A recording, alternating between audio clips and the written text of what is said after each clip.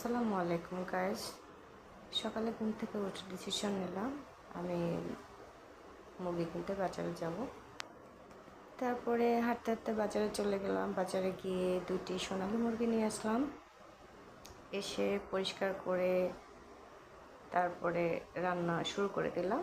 প্রথমে আমি পেঁয়াজ দিলাম। পেঁয়াজটা যখন সোনালী কালার হয়ে আসলো দেন আমি আদা রসুন দিয়ে দিলাম।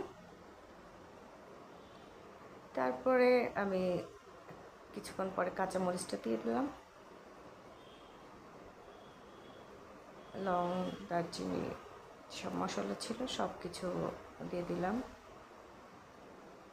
তারপরে হলুদ মরিচ জিরা দিলাম, দেন মুরগিগুলো দিয়ে দিলাম। মুরগিটারে নেড়ে চেড়ে কিছুক্ষণ পরে পানি দিয়ে দিলাম। বাস আমার রান্নাটা কমপ্লিট হয়ে গেল।